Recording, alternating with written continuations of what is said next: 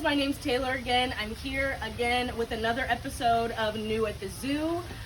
Again, just a little recap. I am the newest member of our marketing team here at the zoo, and I thought it would be really fun to take you guys behind the scenes. There's a lot of things that go on behind the scenes at the zoo that a lot of people don't know about. So this is my opportunity to bring you guys along and let's check it out. So today we have Dennis and Lily. So he's gonna chat about Lily, and Dennis, tell me what you do at the zoo and about Lily.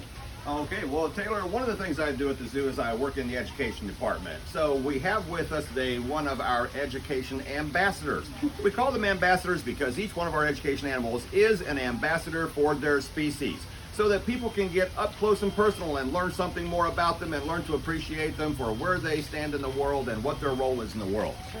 This is one of those animals that we really like people to get a better understanding of because they are so misunderstood.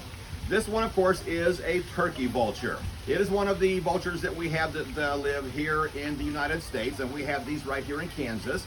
And they are misunderstood because they are not some of the birds of prey that have to go out and find a prey animal, hunt it down, catch it, kill it, and eat it. Instead, they are scavengers. They eat things that have already died or been killed by something else, and they'll eat the remains. Sometimes you just have to shake it out, don't you? I know.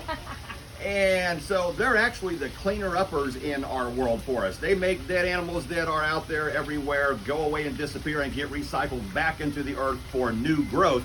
But in doing so, because they eat dead things that are kind of gross to the rest of us, they get bad reputations for not being very smart, not being very clean, and things like that. And so we like to explain to people that vultures especially are just the opposite of those things that you may have grown up thinking about them. Turkey vultures, as we said, are the cleaner-uppers in our environment, so they're out there working free of charge for us all day, every day in controlling that problem that we would have if we did not have turkey vultures. While doing so, they are actually some of the cleanest birds in the world. Even though they make their living by eating sort of gross dead stuff, Right. They spend more time preening, or in other words, cleaning and conditioning each and every individual feather on their body one at a time.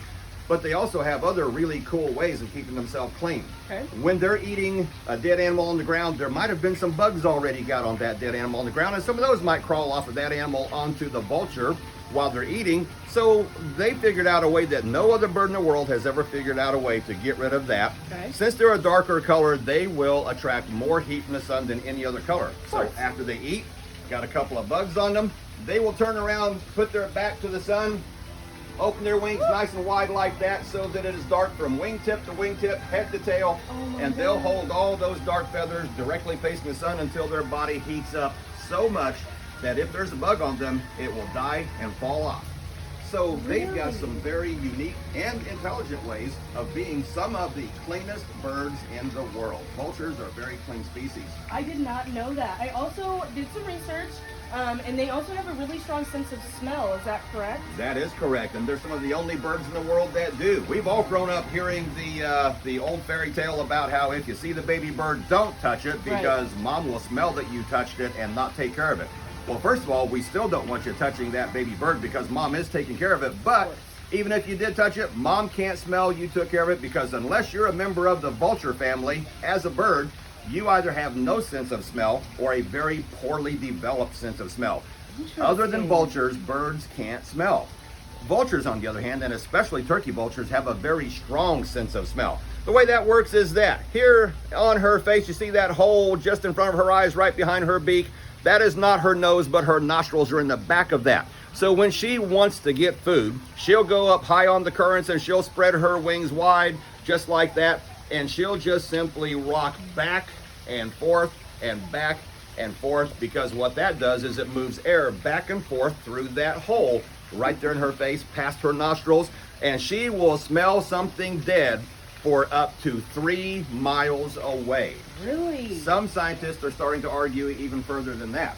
So when that happens, then you start seeing that characteristic vulture behavior where they go round and round, because every trip around brings them closer to the source of that smell, until they finally see it, and they see that dead animal that might have been dead for a few days already. You and I look at that and we think, oh, gross. Right. Lily and all other turkey vultures will look at that and say, oh, supper time. And also I did some research, and so they only like I can't remember the term for dead meat. Carrion. Got it. You got it. I got it. You're on it. So they, excuse me, they only like carrion that's in a certain window of time. Is that correct? Yes, it can't have been dead too long so that the decomposition process has advanced very far, but it has to have been dead maybe long enough for their olfactory system to kick in and for them to know that it is dead. And so it is within a certain window, but it's within that certain window that they find the animals that they eat, which, as we said earlier, cleans up our environment for all of us so that we don't have to keep looking at that thing and dealing with that thing.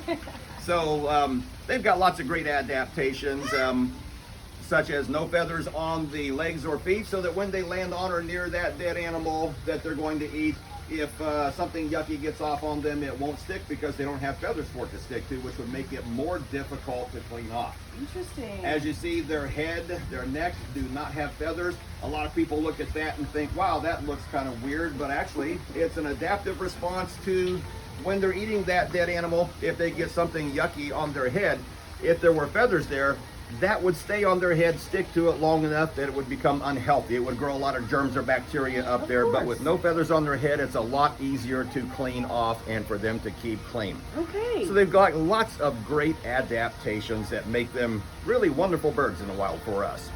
Awesome, awesome. I love that. And so also, birds out in the wild, they can travel up to, I think it was like 200 miles a day or something like that, roughly around Some there? birds can travel many times more than that, depending on the species. You know, we have birds that travel, they migrate each year from the Arctic to the Antarctic, exactly. so they can travel even further. Turkey vultures, they do have to migrate. The ones that are here in Kansas, for example, with no feathers on their head, no feathers on their legs and feet, that's a great adaptation to remain clean, even though they're eating dead things. However, if they stayed here for the winter time, that would be no feathers to insulate their head, their legs and feet. So they have to migrate south for the winter. They'll go as far down as somewhere around, say, Texas, for example, or if it's cold there still, then they will go across the Gulf to the other side of the Gulf, and they'll stop there. But in the spring, they always come home, and that's how we know it truly is spring, is when you start seeing the turkey vultures. I will keep that in mind next spring. Okay. I love that.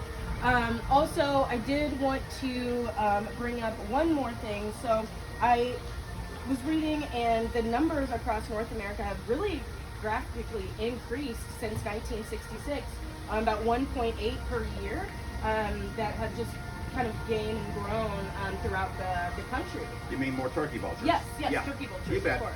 As we get more cars, we get more roadkill animals. And as we get more roadkill animals, we have more food source for scavenger animals like vultures, for example, and opossums, and things that depend on finding things that are already dead. That way, when it's time to eat, they don't have to go out and get in a fight. They just look for something that's already dead, and they eat that. So more automobiles, more people, more roadkill. Makes sense. More vultures. Makes sense. So if someone wanted to, you know, we had our lovely Topeka followers out there, if they wanted to come to the Topeka Zoo and see Lily, can they do that? They can see Lily in lots of different programs. She is a bird with so many different adaptations that she fits into lots of different education programs. Unfortunately, she's not on display. She's not on exhibit in the zoo because she is in her flight pen, which is behind the zoo quarters. So she's not visible within the zoo, but you can still see her. And if you just come to the zoo and you're not one of the programs, you want to see her, just let us know and we'll make sure you do. Awesome, awesome. Well, Dennis, I love having you here. And we'll tell you one more thing about him before you say goodbye to Lily here, which is that Lily has another really incredible thing we love about her, that vultures are very, very family-oriented birds. When you see a big flock of vultures in the sky, that's not just a bunch of different vultures that found each other and said, hey, let's hang out together for a little while. That's actually one big family. That's the grandparents and the parents and the aunts, uncles, cousins, brothers, sisters, everybody's kids. They're very family oriented, so they all stick together. They'll stay together until the family gets so large that they can no longer find enough carrion to keep everybody fed each day, and then they'll split in half. One half will go one direction, the other half go the other direction, but research has shown that those two halves will get back together and visit because they're family and they keep track of each other and they take care of each other. So we always like that about vultures too. They really take care of each other. I love that. That's my favorite fact so far.